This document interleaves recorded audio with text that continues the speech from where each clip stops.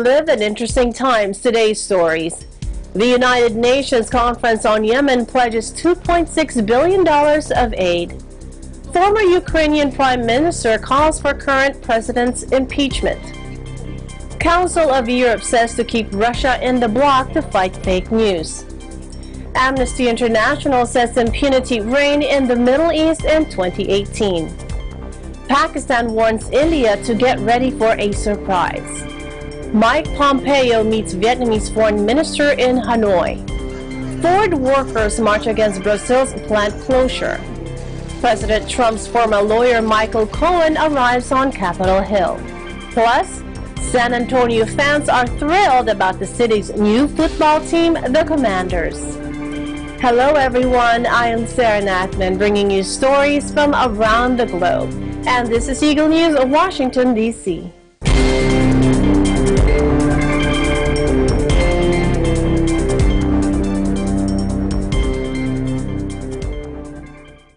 UN Secretary General Antonio Guterres said the UN pledging conference on Yemen in Geneva has been a success, as donors have pledged 30% more than last year to help address the dramatic humanitarian situation. $2.6 billion have been pledged, but the UN has said that $4.2 billion is needed to provide relief to more than 21 million people across the war-torn country, where 80% of the population is estimated to need assistance. The UN said Tuesday it had finally reached vital food aid warehouses on Yemen's front lines as it scrambled to raise $4.2 billion to provide desperately needed assistance in the war-torn country. Today's pledging conference can be considered a success. The donors have pledged 30% more than last year to help address the dramatic humanitarian situation in Yemen. From $2 billion in the pledging conference of 2018 to $2.6 billion in the pledging conference of 2019. The United Nations had since September been unable to reach the Red Sea mills, which are grain warehouses in a government-controlled area estimated to hold enough to feed 3.7 million people for a month. UN Secretary General Antonio Guterres told a donor conference in Geneva that he had good news from Yemen. He said finally it was possible for the UN to reach the Red Sea mills. A spokesman for the UN's World Food Program said that an evaluation mission reached the warehouse near the western port city of Hodeida. Hervé Verheugen said they hope to begin using this site again as soon as possible. The mission follows an agreement struck on February 17 in which the sides in Yemen's conflicts agreed to redeploy their fighters outside the port and away from areas crucial to the humanitarian relief effort. The news that access had been possible came as UN urged countries to provide unprecedented level of support to help Yemenis caught up in the world's worst humanitarian crisis. The UN has said that $4.2 billion is needed to provide relief to more than 21 million people across Yemen, where 80% of the population is estimated to need assistance. Guterres, who described the situation in Yemen as an overwhelming humanitarian calamity with some 10 million people on the verge of famine, hailed the generosity of donor states. By early afternoon, he told reporters that $2.6 billion in pledges had been made. He pointed in particular to significant donations from Saudi Arabia and the United Arab Emirates, the two main countries in a coalition supporting the government side in Yemen's conflict.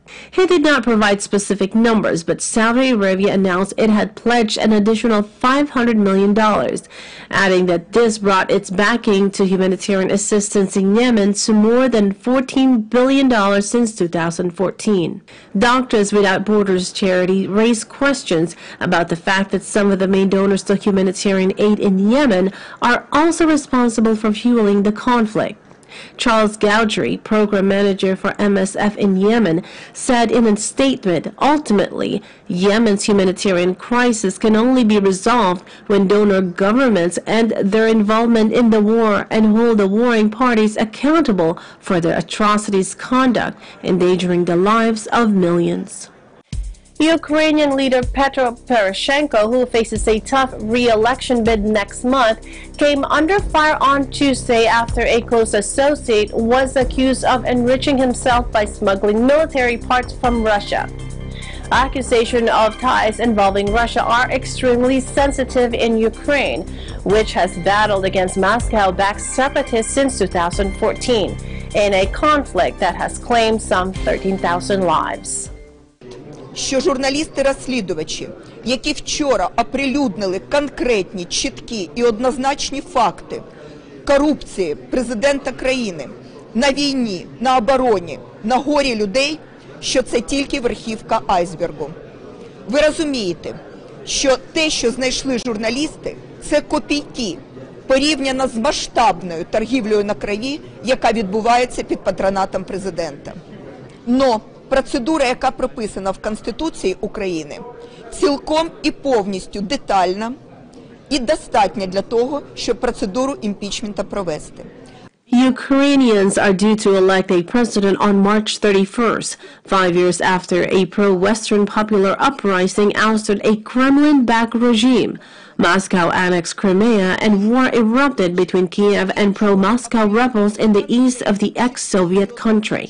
On Monday, an independent media outlet aired a reporting alleging that people close to Poroshenko had smuggled parts for military equipment from Russia. The investigation claimed that close Poroshenko associate Oleg Gladkovsky, who was first deputy secretary of the National Security and Defense Council, and his son have been directly involved in the scheme.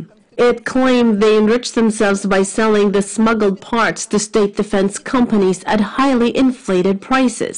The investigation claimed that the state-run defense company Ukroboronprom and its general director Pavlo Bukin were also involved in the scheme. The state-run defense holding accused the investigative journalists of manipulating data, suggesting they might have received some information from criminal probes that had been opened in 2015 and 2016. Poroshenko himself was not involved in the scheme, but Bihoz.info, the Kiev-based investigative journalism unit, claimed he had turned a blind eye to protect Gladkovsky. There was no immediate reaction from Poroshenko, but his spokesman, Sviatoslav Zygolka, said the leader had tasked a law enforcement agency in conducting an urgent probe into the matter. Gladkovsky said he was temporarily stepping down from the Security Council for the duration of the probe, a move Poroshenko approved. Gladkovsky said in a statement, quote, "I categorically reject all allegations made in the so-called investigation." The head of the bloc said on Tuesday Russia should remain a member of Europe's rights body so that it can be subject to future rules outlawing the spreading of disinformation. Thorbjorn Jagland, Secretary General of the Council of Europe, said the 47-member state alliance is in the process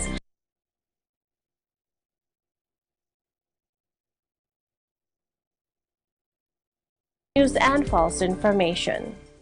Since you asked about the Russian presence, of course, it wouldn't help if that country would not be a part of this framework convention, because then that state or other states that are outside could continue as it is now. But we want to set a legal framework for how to use artificial intelligence. Russia has been accused of being behind campaigns to spread false information in order to manipulate public opinion in the run-up to recent key elections, including presidential votes in the United States and France and the UK's Brexit referendum. This May, an estimated 350 million voters across the European Union will go to the polls to elect representatives to the European Parliament, a democratic exercise which many authorities fear will be a target of online manipulation. It's an assumption, but it's probably an educated guess that there is interest in certain quarters to try and influence that election, that European election. But again, the extent to which such interference is actually successful in swaying voters' views is something we do not yet know. Speaking at the Helsinki conference, French Justice Minister Nicole Bellovet praised Europe-wide efforts to agree common rules against election interference. Il ne s'agit pas ici d'attenter à la liberté d'expression, mais bien de préserver la liberté d'opinion. Elle est l'un des fondements les plus importants de nos démocraties et nous devons donc fermement lutter contre les entreprises organisées de déstabilisation qui mettent à mal nos libertés publiques. Last autumn, France's parliament passed a so-called fake news law, allowing judges to order the immediate removal of false information from websites during election campaigns. Opponents of the legislation accused the government of curbing free speech. Russia's position inside the Council, which promotes democracy and the rule of law across Europe and includes Turkey and Ukraine as members, has been in doubt since Council delegates stripped Russia of voting rights following the annexation of Crimea in 2014. Russia responded by suspending part of its annual €33 million or $37 million contribution to the Strasbourg-based organization. Global indifference is fueling atrocities across the Middle East. Rights watchdog Amnesty International warned in a report condemning what it called growing impunity.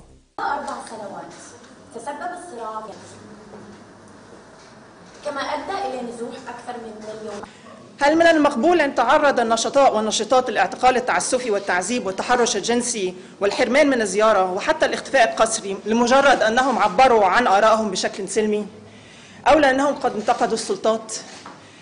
ففي السعودية في نفس توقيت صدور قرار سمح للمرأة بالقيادة شنت السلطات السعودية حملة اعتقالات على المدافعات التي كانت تطالب بحق المرأة في القيادة. ونرى أيضا أن هناك مسؤولية مباشرة، فنرى أن الولايات المتحدة حتى الآن لم تقم بالاعتراف بمسؤوليتها تجاه قتل وإصابات المدنيين في الرقة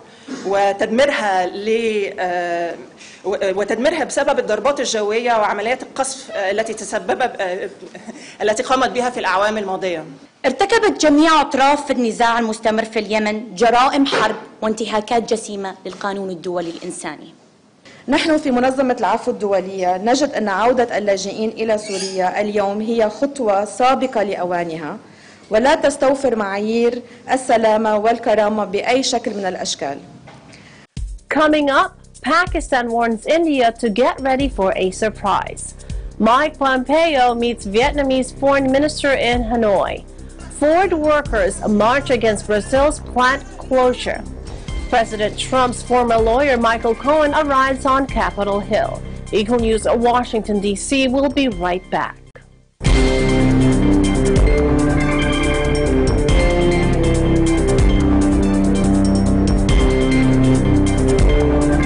Agila Balita, Lunes hanggang Biyernes, alas 12 ng tanghali hanggang 1:00 ng hapon.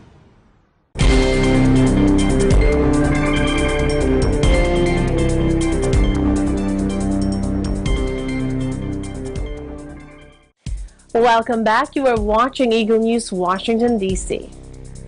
Pakistan's army tells India to get ready for our surprise after India launched airstrikes in Pakistani territory. Pakistan denied India's claim that the attack had inflicted major damage and casualties on militants responsible for a suicide attack in Kashmir earlier this month as reckless and fictitious. Now it is time for India to wait for our response. The response will come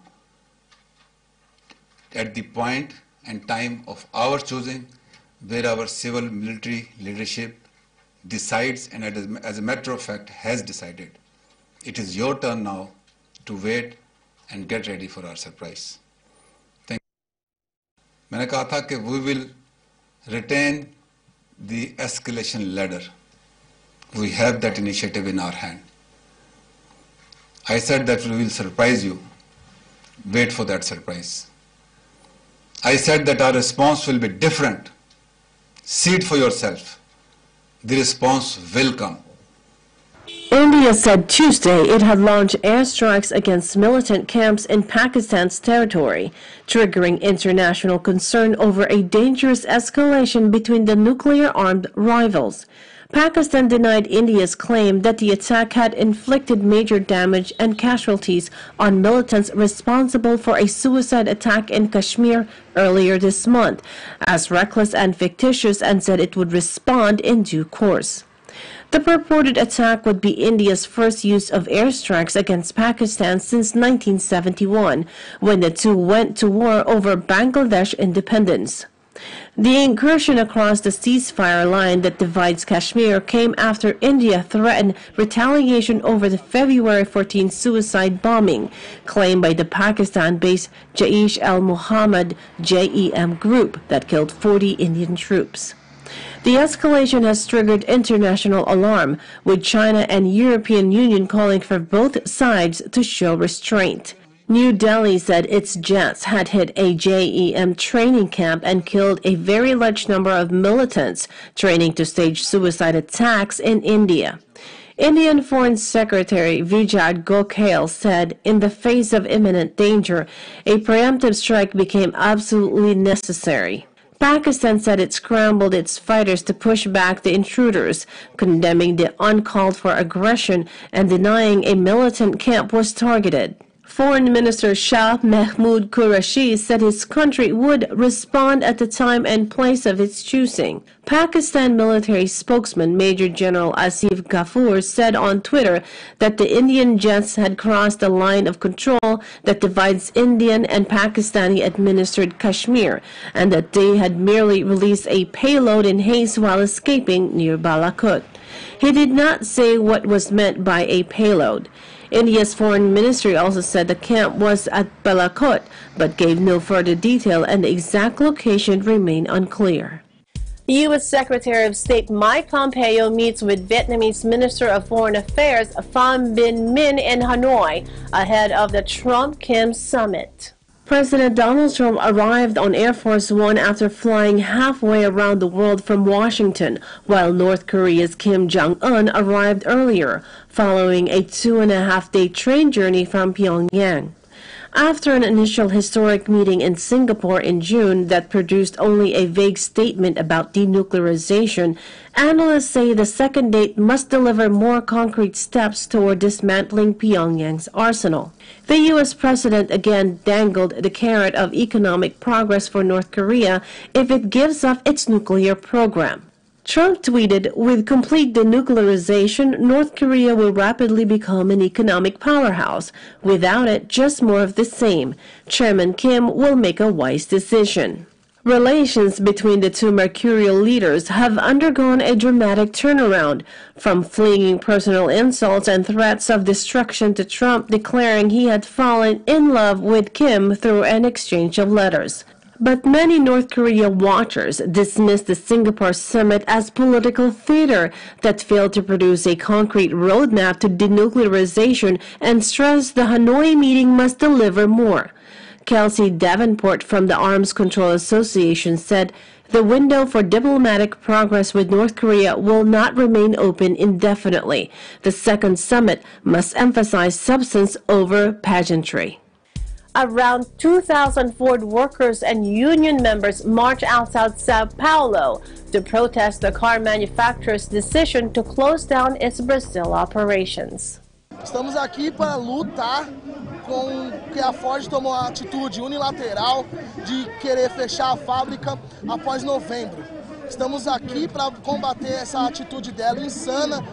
Faz anos que falam isso, mas a gente não esperava. E tá todo mundo desesperado, ninguém tem segundo plano aqui. Tenho 51 de idade, né? 26 vou fazer de Ford. E tô aí, eu tô prestes a aposentar, mas eu tô em luta com os companheiros, entendeu? Tenho um genro que trabalha, tenho vários colegas que são novos de empresa, né? 10 anos, 10, 15 anos, entendeu? Então eu tô na luta com eles. U.S. automaker Ford said Tuesday it was pulling out of the commercial heavy truck business in South America, closing a plant in Brazil employing 2,800 workers that has been operating for half a century. The decision was made as part of a comprehensive redesign of its global business, and after it decided that other options such as partnerships would not be viable, Ford said in a statement. The affected factory in São Bernardo do Campo, south of the megacity São Paulo, makes cargo model heavy-duty trucks F4000 and F350 pickup trucks and Ford Fiesta small cars. Ford has been operating the plant since October 1967. Ford's South America chief Lyle Waters said, quote, "We know this action will have a major impact on our employees in São Bernardo, and we will be working closely with our stakeholders on the next steps." He said Ford was intent on maintaining a profitable business and a leaner, more agile business model.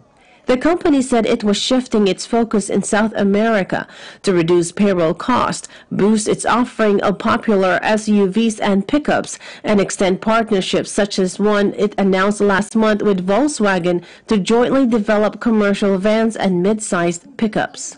The statement said the closure of the São Bernardo do Campo factory during 2019 would generate a one-off charge of some $460 million, most of it to terminate contracts with workers, dealers, and suppliers. Ford says that the worldwide pre-tax cost of its global reorganization would be $11 billion.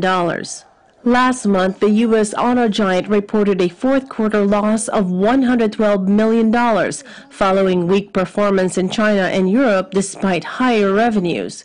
That was a big slump compared to the $2.5 billion profit recorded a year earlier. Last year, Ford announced it would halt production of almost all sedans and small cars in the United States to save $11 billion. It has also announced restructuring of its European operations, including thousands of potential job cuts.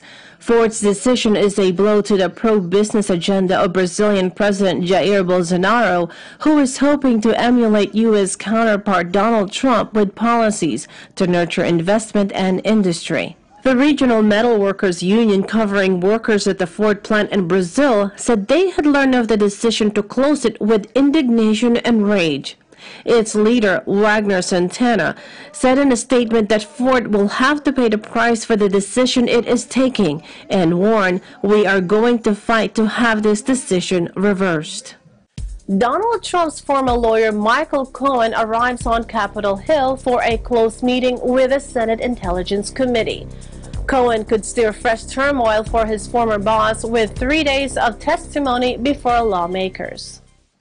Already facing a 3-year prison term for, quote, dirty deeds he performed for Trump's beckoning, Cohen will face questioning behind closed doors Tuesday at the Senate Intelligence Committee on his work for Trump and the 2016 Trump campaign's ties to Russia, still a focus of Special Counsel Robert Mueller's investigation.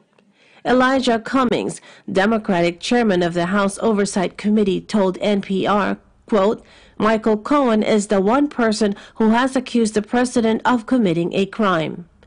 In deference to the Mueller probe, Cummings' panel will not ask Cohen about Russia-related matters. Cummings said, "The president has basically called Michael Cohen a liar, so I think it's only fair for Michael Cohen and to the president that representatives of the people have an opportunity to ask questions." According to Cummings, the committee will be probing Trump's finances, including suspect loans from the Deutsche Bank, hush payments Trump allegedly told Cohen to arrange for 2 alleged former lovers, his business conflicts of interest while in politics, and the practices of the Trump Organization, the billionaire president's real estate and entertainment company. Should Cohen be candid, the testimony could be explosive.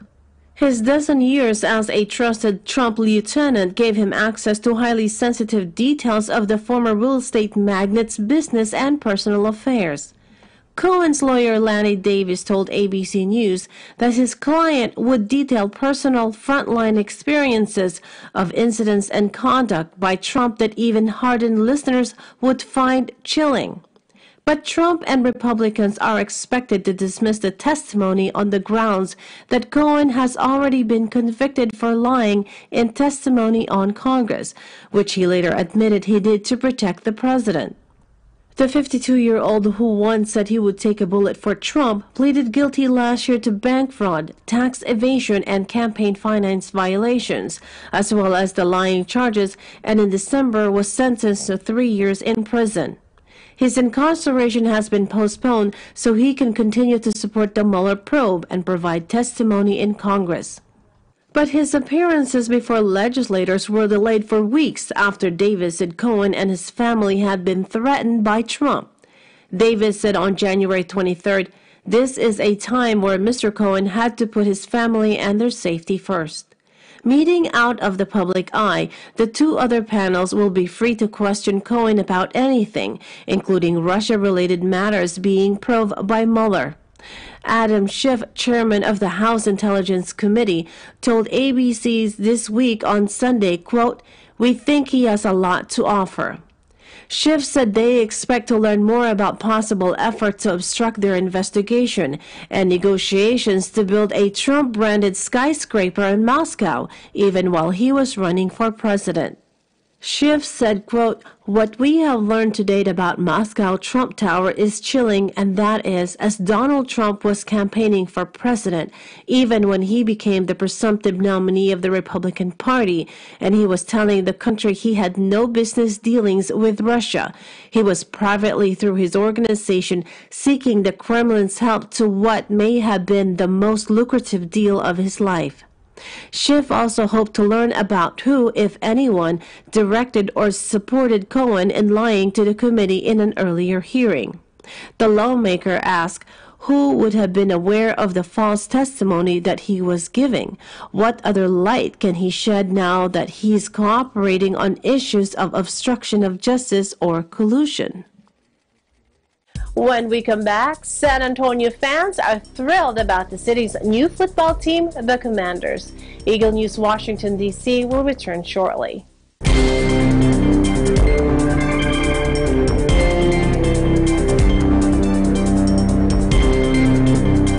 ASEAN in Focus, Monday to Friday, 2 to 2:30 p.m.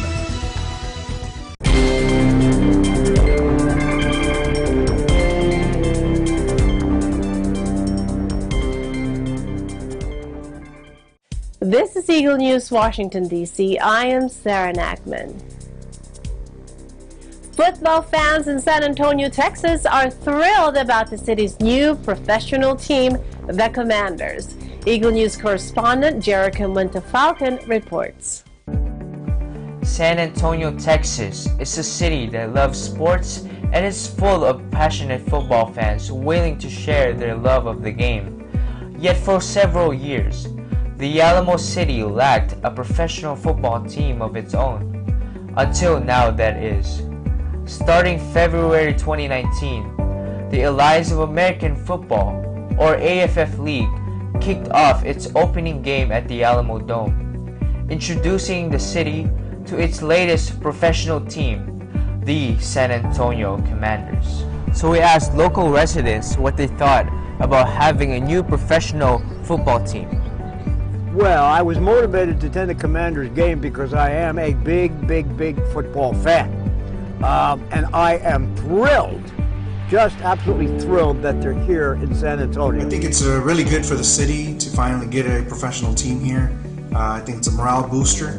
It will definitely help getting young people involved and more into their community and with sports. I think it's great. It'll bring like the people of San Antonio together under like one, like team to root for. So I think it's very good for like the community. I think it will just give something for San Antonio to be proud of. Obviously I hope there's like economical benefits to it and more money brought into the city. But I'm mostly excited to see another sport that San Antonio excels at and it's proud of.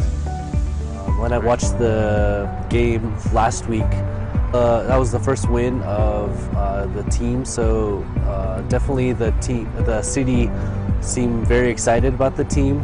We were able to hear the referees talk during the replays. So that was a nice little feature that they added. It's a way for us to kind of get some football while we wait for the NFL to start back up again. Watching them play was actually pretty good, you know, for it to be the AAF. They played really good defense, and that's something that I love because that's what I was on defense when I played football. I was very impressed of the level of talent that they had for the San Antonio Commanders. But I think the attendance, about 28,000 people from San Antonio showed up, which was I read in the newspaper, was the best attendance of any of the 4 opening games. The next best was 20,000. And ultimately, I hope that the San Antonio Commanders are such a strong team that it's the beginning of our NFL team here in San Antonio. But it's going to take us, the fans, to support this football team. So I'm going to ask the fans that may be watching this to support these people, because I think we can succeed, and maybe one day we'll get an NFL team. Reporting here from the Alamo Dome, San Antonio, Texas, I'm Jericho Montefalcon, your EBC correspondent, and I am 1 with 25. Thanks, Jericho, and congratulations, Commanders of San Antonio, Texas. That is today's Eagle News, Washington, D.C. Join us tomorrow for stories that matter to you. Visit our website at Eaglenews.PH and EagleNewsLive.com. Like us on Facebook, follow us on Twitter at twitter.com/EagleNewsPH. On behalf of Eagle News, Washington, D.C., thank you for watching. I am Sarah Nachman, and I am 1 with 25.